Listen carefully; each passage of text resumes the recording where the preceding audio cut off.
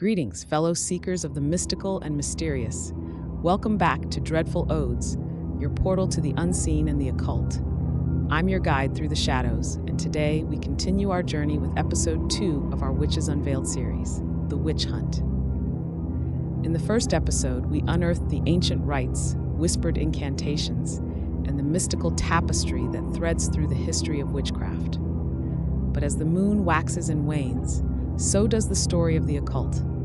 Our exploration led us to the shadows cast by the witch hunt, a sinister chapter that echoed through history like a chilling incantation. In episode 2, prepare to be ensnared in the web of fear, suspicion, and the macabre as we unravel the tale of the witch hunt. What drove communities to madness? Who were the hunted, and what gruesome fates awaited those accused of wielding supernatural forces? Light your black candles, secure your charms, and brace yourself for an unsettling descent into the heart of malevolence. The European witch hunts. The infamous European witch hunts represent a dark chapter in history that unfolded between the late 15th and 18th centuries. This period of intense persecution targeted individuals believed to practice witchcraft, casting a shadow of fear and suspicion across communities. The Pendle Witch Trials. The Pendle Witch Trials of 1612 stand as one of the most infamous episodes of witch persecution in England during the early 17th century. Located in Lancashire, the Pendle Hill area became the center of a notorious series of trials that resulted in the execution of 10 people accused of practicing witchcraft. The trials were sparked by accusations against two local families, the Demdikes and the Chaddocks, who were believed to be involved in witchcraft. The matriarchs of these families, Elizabeth Southerns Demdike and Anne Whittle Chaddocks, were arrested along with several others in March 1612. The trigger for the witch trials in Pendle can be traced back to a specific incident in March 1612. Alison Device, granddaughter of Elizabeth Southerns Demdike, encountered a peddler named John Law. During a dispute over a sale, Alison allegedly cursed the peddler. Shortly afterward, John Law suffered a stroke, and this event led to suspicions of witchcraft. Alison's subsequent confession during interrogations intensified the accusations against her family and the Chaddocks family. Alison, seeking to deflect blame and protect her family, revealed alleged instances of witchcraft within her own household and incriminated others, including Anne Whittle Chaddocks. These confessions, often obtained through coercive means, ignited the witch trials. The accused were taken to Lancaster Castle, where they faced rigorous interrogations. Some of the individuals, including Alison Device, granddaughter of Elizabeth Southerns, and Anne Redfern, confessed to practicing witchcraft. These confessions were often obtained through coercive means. The accused were reported to have confessed to attending witches' Easgraven, Sabbaths on Pendle Hill, and engaging in malevolent activities. Their supernatural confessions included tales of using familiars and casting spells on their neighbors. The Pendle Witch Trials resulted in two separate court cases. The first trial, in August 1612, involved the Demdike and Chaddocks families. The second trial, held a week later, included the remaining accused, including the Sowerbutts and others. 10 individuals were found guilty and sentenced to death. On August 20th, 1612, they were hanged at Gallows Hill in Lancaster. The executed individuals included the matriarchs Elizabeth Southerns and Anne Whittle, as well as others implicated in the alleged witchcraft activities. The trials were marked by controversies, including the use of young and vulnerable witnesses, the reliance on confessions obtained through intimidation, and the social tensions within the local community. The trials were influenced by the broader European witch hunting context and the prevailing fear of witchcraft during that period. The Pendle Witch Trials have left a lasting impact on the region's history and folklore. The events have been commemorated and explored in various literary works, and Pendle Hill is often associated with the dark history of witch persecution. The trials serve as a chilling reminder of the hysteria and injustice that characterized the witch hunts in 17th century England, reflecting the broader European context of witch persecution during that tumultuous period in history. Let's delve into the causes and consequences of these witch hunts. Religious tensions. The Reformation, a 16th century movement aimed at reforming the Roman Catholic Church, set the stage for profound religious tensions across Europe. The schism between the Catholic Church and emerging Protestant movements like Lutheranism and Calvinism created an atmosphere of distrust and competition for religious dominance. This religious discord was marked by conflicts between Catholic and Protestant regions, each vying for supremacy. The Catholic Church, responding to the Protestant Reformation's challenge, sought to assert its authority and eliminate perceived heresies. Witches, considered heretics, became targets in this ideological struggle. Accusations of witchcraft were weaponized in this religious conflict. The Catholic Church, through inquisitorial courts in regions like Southern Europe and the Holy Roman Empire, expanded its focus to include the identification and punishment of witches. In areas influenced by the Inquisition, the witch trials became a tool to suppress heresy. The religious narrative of the time reinforced the belief that witches entered into pacts with the devil, gaining supernatural powers in exchange for allegiance to Satan. This narrative heightened the fear of witchcraft and provided justification for severe measures to eradicate it. As the Reformation weakened the absolute authority of the Catholic Church, different Christian denominations emerged, leading to increased competition. Authorities, both Catholic and Protestant, sought to demonstrate their commitment to religious orthodoxy by actively persecuting those accused of witchcraft. Political power struggles further fueled the persecution of witches. Religious authorities and secular rulers collaborated to suppress perceived threats posed by witches, using accusations as a convenient tool to eliminate political rivals or individuals challenging the established order. The intertwining of religious, political, and social factors during the Reformation era created fertile ground for the emergence of the witch hunts. The persecution of witches served not only to preserve religious orthodoxy, but also to exert control and maintain social stability in times of profound upheaval. This confluence of factors significantly contributed to the widespread and systematic witch hunts that plagued Europe during this tumultuous period. Social unrest. The European witch hunts unfolded against a backdrop of profound social unrest that characterized the late 15th to 18th centuries. Economic challenges, population growth, and political instability created a volatile environment, providing fertile ground for the emergence of societal tensions that found expression in the persecution of witches. Economic hardships, including crop failures, famines, and economic downturns, contributed to poverty and scarcity. In times of economic instability, the populace sought explanations for misfortunes, and accusations of witchcraft became a convenient scapegoat.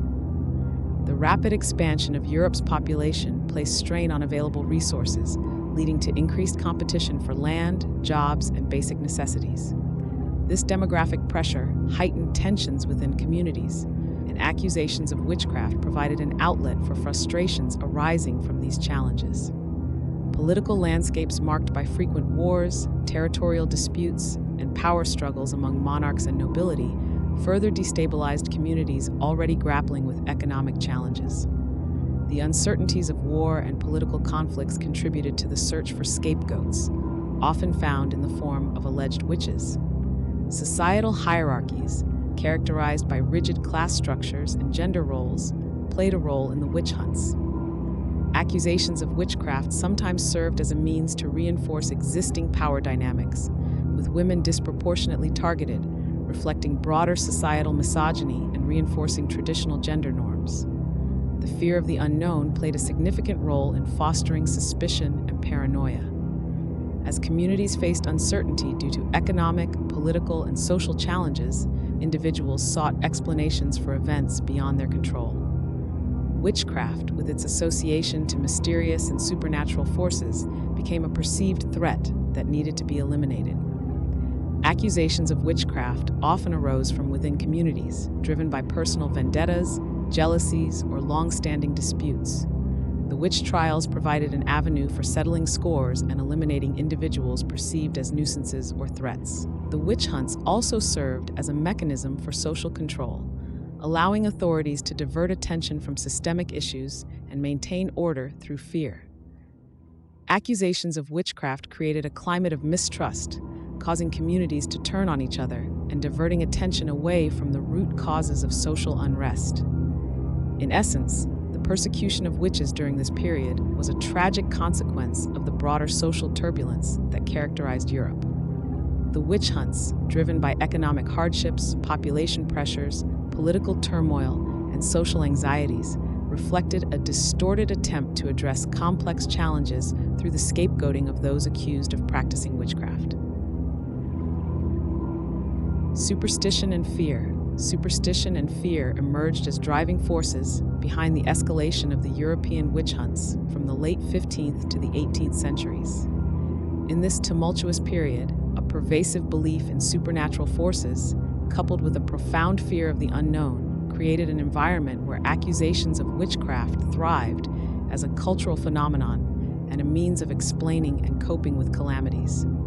During times of plague outbreaks, notably the devastating Black Death in the 14th century and subsequent smaller epidemics, communities sought explanations for the staggering loss of life. Witches were often scapegoated, with their alleged malevolent practices believed to have caused or exacerbated the plagues. This association between witches and pandemics intensified the fear surrounding witchcraft. Natural disasters, ranging from famines and floods to earthquakes, were frequently attributed to the malevolent influence of witches. In moments of crisis, the desperate search for someone to blame often fell upon those accused of practicing the dark arts. The perceived connection between witches and these disasters fueled the hysteria that gripped communities. Witches were sometimes accused of wielding powers over the weather, adding another layer to the fear surrounding their supposed magical practices. In agrarian societies heavily dependent on favorable weather conditions for crop yields, adverse weather events were attributed to the alleged powers of witches. The conflation of real-world crises with the perceived malevolence of witches fueled a collective hysteria that led to widespread persecution and tragic consequences for those accused. The link between witches and calamities became deeply ingrained in the cultural psyche, perpetuating the fear of the supernatural for centuries. Legal systems and Malleus Maleficarum. The influence of the legal system and the publication of the Malleus Maleficarum significantly contributed to the fervor and systematic persecution during the European witch hunts. As societies grappled with the complexities of the time, legal frameworks became tools for authorities to legitimize and institutionalize the persecution of supposed witches. The legal systems of the era were susceptible to manipulation and abuse. Accusations of witchcraft provided a convenient means for settling personal vendettas, eliminating rivals, or suppressing those who deviated from societal norms. Trials were often marked by flawed procedures, coerced confessions, and the presumption of guilt, leading to a high probability of conviction. The Malleus Maleficarum, Latin for Hammer of Witches, published in 1487 by Heinrich Kramer and Jacob Sprenger, played a pivotal role in shaping the narrative around witchcraft. The Malleus Maleficarum is divided into three parts. Part 1, Theological and Philosophical Arguments. Part 2, Practical Guidance for Witch Trials. And Part 3, Defense Against Accusations of Witchcraft. This infamous witch-hunting manual provided a systematic guide for identifying, prosecuting, and exterminating witches. Its authoritative tone and endorsement by the Catholic Church legitimized the witch hunts, fostering an environment of widespread acceptance. One notable phrase from the text emphasizes the perceived danger of witches and the urgency for their persecution. The Latin phrase is cum semel infecta manet persona, nullus exorcismus expellitur, nec alicuius potestatis humanae judicio liberator. Translated to English, it means, once a person is infected, they remain so, and cannot be expelled by any exorcisms, nor be liberated by the judgment of any human power. This phrase encapsulates the manual's view that once accused of witchcraft, the individual is considered irredeemable and beyond the reach of human intervention. Consequences. The manual propagated misogynistic views, reinforcing the stereotype that women were more susceptible to witchcraft. It fueled the belief in witches as malevolent figures in league with the devil, and it encouraged the aggressive pursuit and persecution of those accused. The Malleus Maleficarum not only fueled the fervor of witch trials, but also perpetuated harmful stereotypes and prejudices that endured for centuries. While it was widely circulated during the 16th and 17th centuries, its influence gradually waned as skepticism regarding witch trials grew, and it fell out of favor by the 18th century. The legal and judicial systems, influenced by the perspectives propagated in the Malleus Maleficarum, became instruments for the widespread persecution of those suspected of witchcraft. The confluence of legal authority and a handbook that provided a veneer of legitimacy to the witch hunts contributed to the systematic targeting, trial, and execution of thousands of individuals, predominantly women, accused of practicing witchcraft. This dark alliance between legal systems and a doctrinal manual intensified the impact and duration of the European witch hunts, leaving an indelible mark on history. The exact number of lives lost during this period is challenging to determine, but estimates suggest that tens of thousands of individuals, primarily women, were executed as a result of accusations related to witchcraft. The persecution reached its peak during the 16th and 17th centuries, with countless trials, often characterized by flawed procedures, coerced confessions, and the presumption of guilt. Women bore the brunt of the witch hunts, with the majority of the accused being female. The reasons behind this gender disparity are complex and include deeply ingrained societal misogyny, the association of women with perceived supernatural vulnerabilities, and the reinforcement of traditional gender norms. The persecution of women as witches perpetuated harmful stereotypes and further marginalized them within society.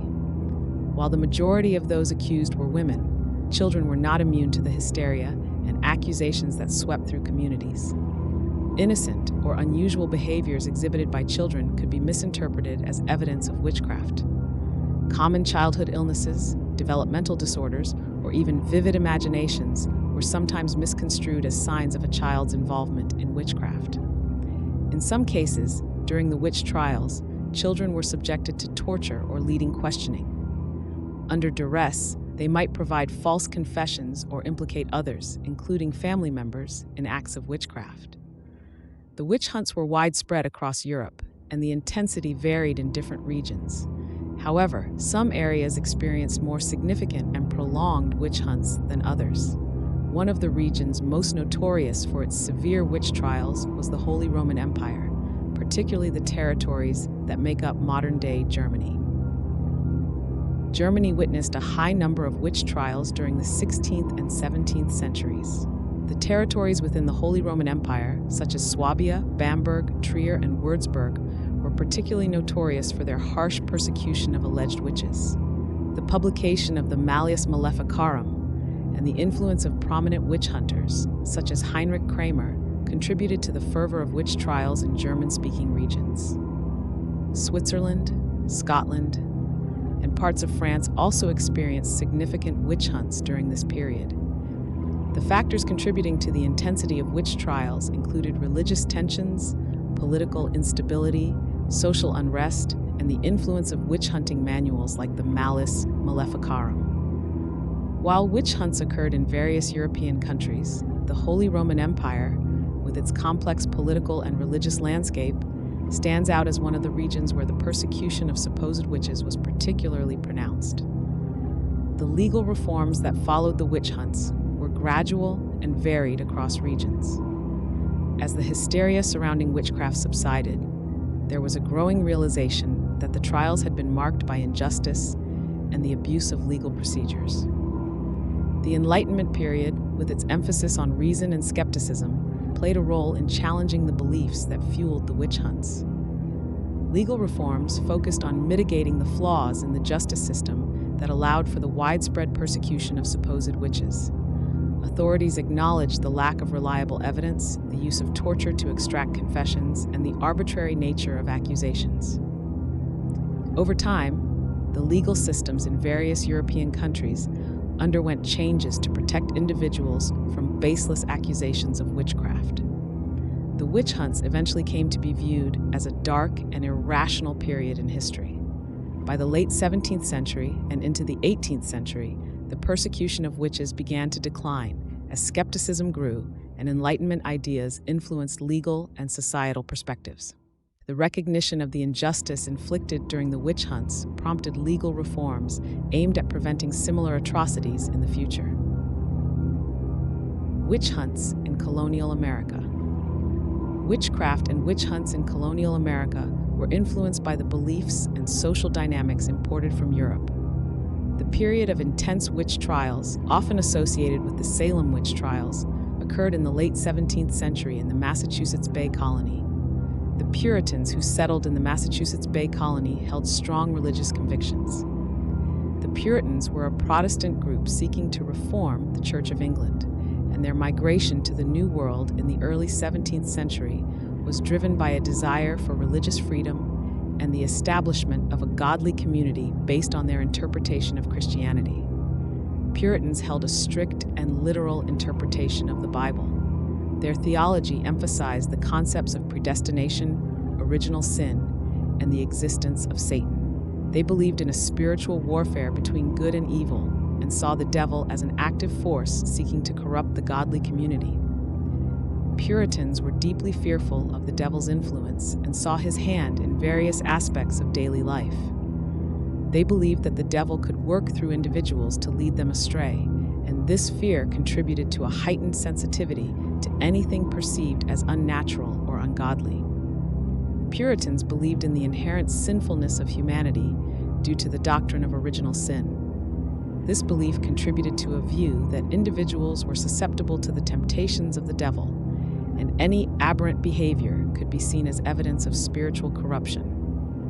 The social and economic tensions within colonial America played a pivotal role in fueling the accusations of witchcraft. Disputes over land, economic competition, and long-standing rivalries contributed to an atmosphere of suspicion and fear. In the tight-knit communities of the time, accusations often targeted individuals perceived as outsiders or those who did not conform to societal norms, exacerbating existing social divisions. Religious authority held significant sway in legal matters during this period.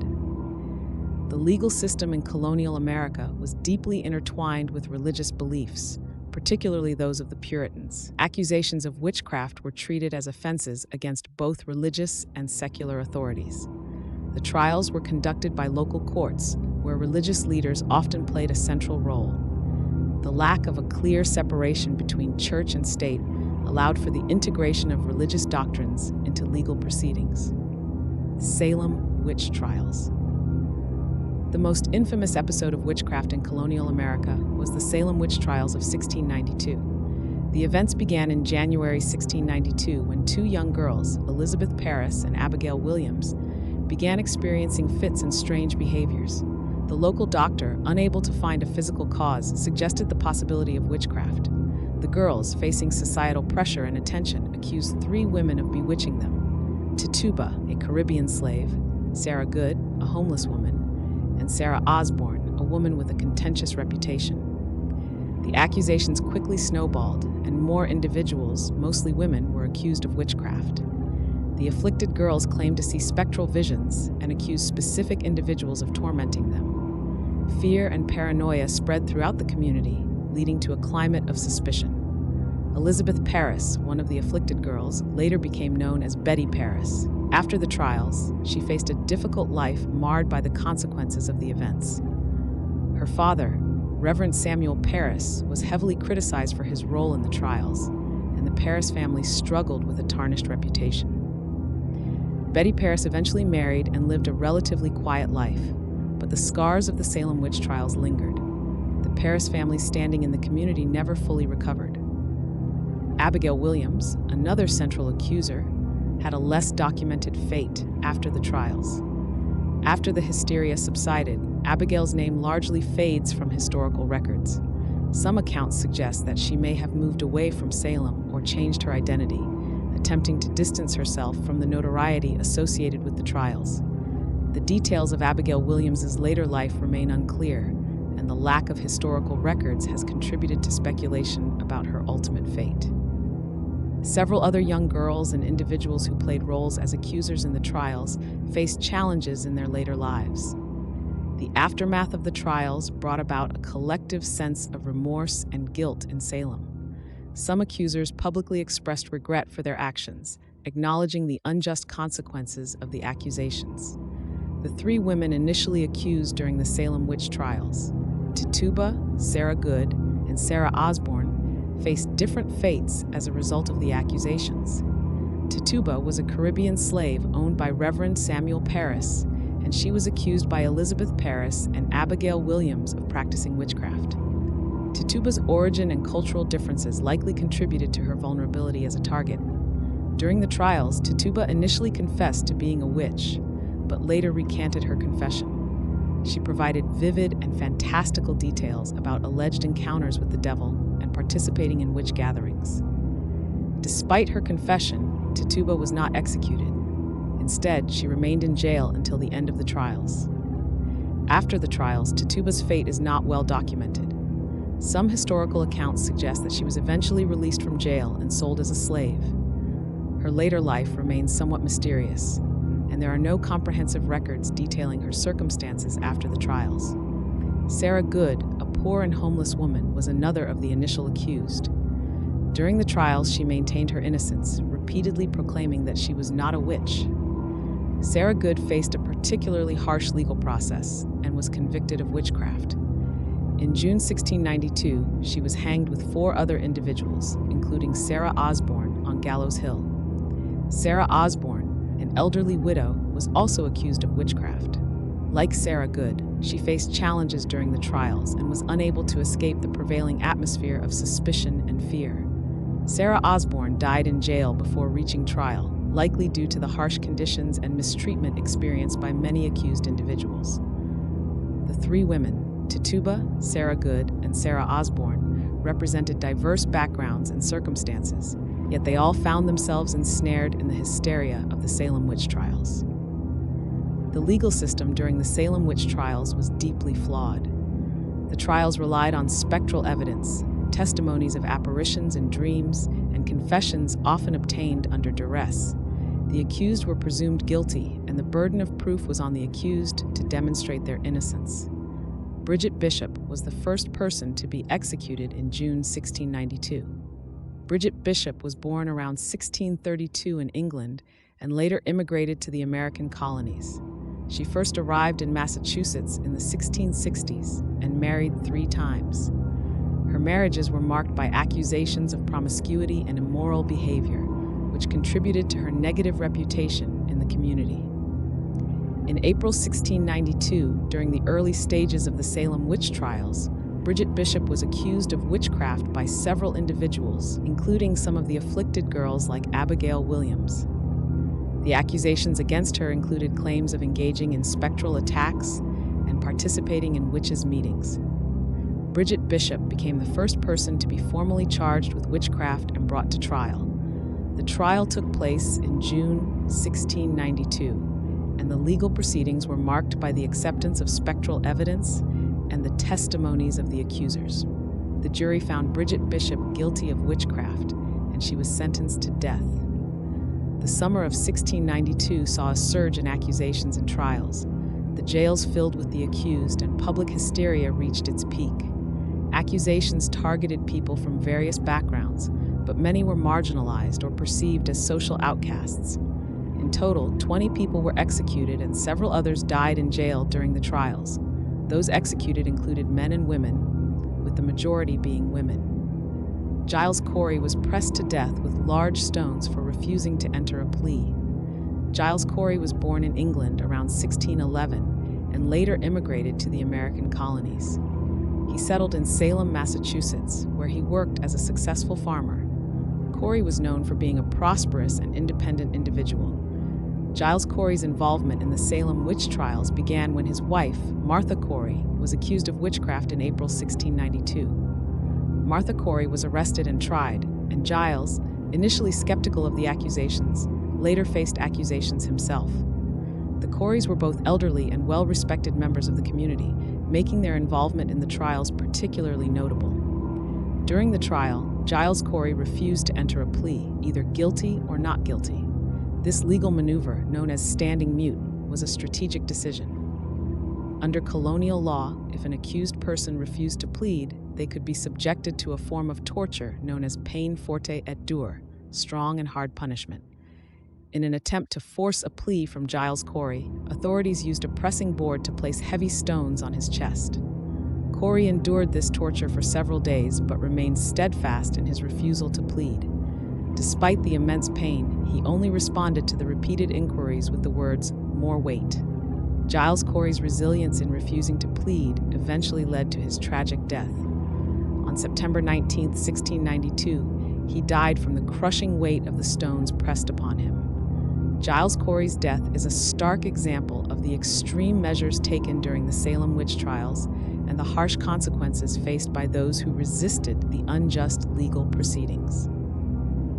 Giles Corey's stand against the court's proceedings became a symbol of resistance and defiance in the face of the hysteria surrounding the witch trials.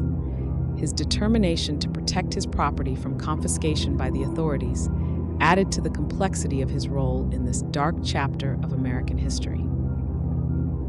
The executions finally ceased in October 1692 when the governor's wife was accused, leading to increased skepticism about the validity of the trials. As the hysteria began to subside, people started questioning the validity of spectral evidence and the fairness of the legal proceedings. The governor disbanded the court that had conducted the trials, and remaining accused individuals were released from jail. In 1693, those who were convicted and still imprisoned were pardoned. The Salem Witch Trials had a profound impact on American colonial society. The tragedy exposed the dangers of unchecked power, fear, and religious fanaticism.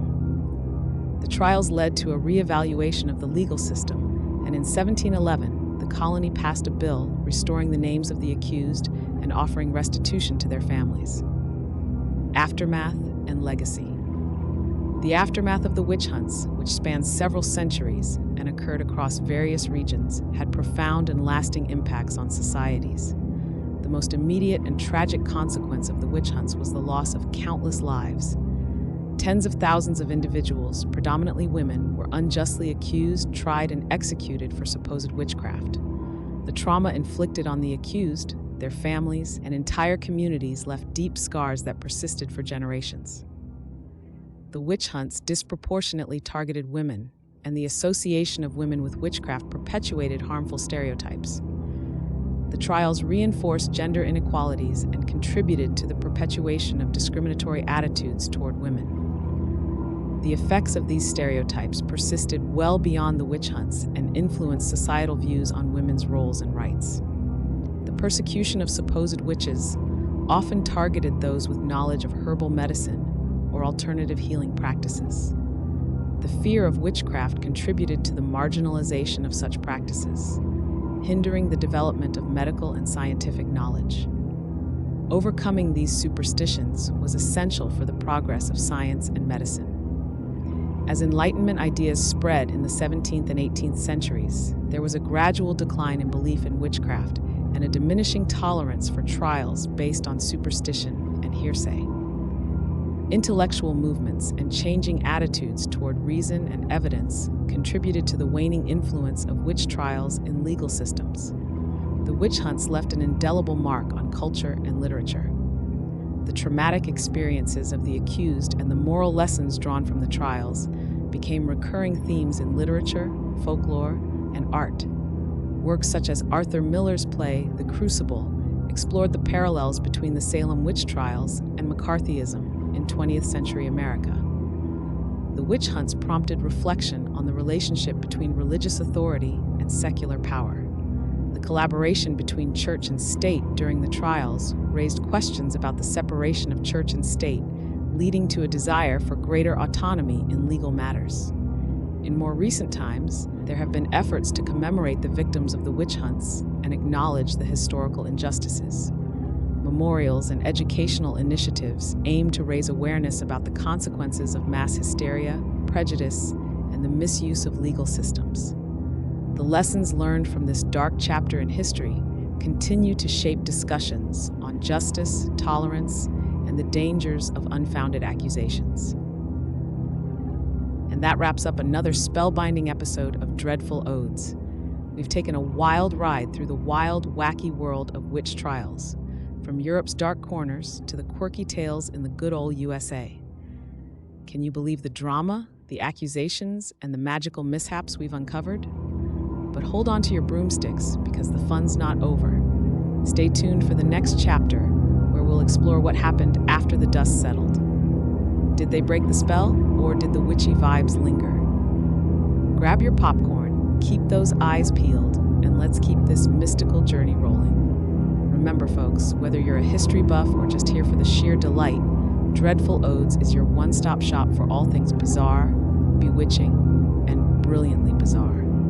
If you've had a blast riding the history roller coaster, hit that subscribe button. It's like joining our spellbinding squad. And don't forget to drop your thoughts down below in the comments. Until next time, stay fearless, stay curious, and may your encounters with the supernatural be delightfully dreadful.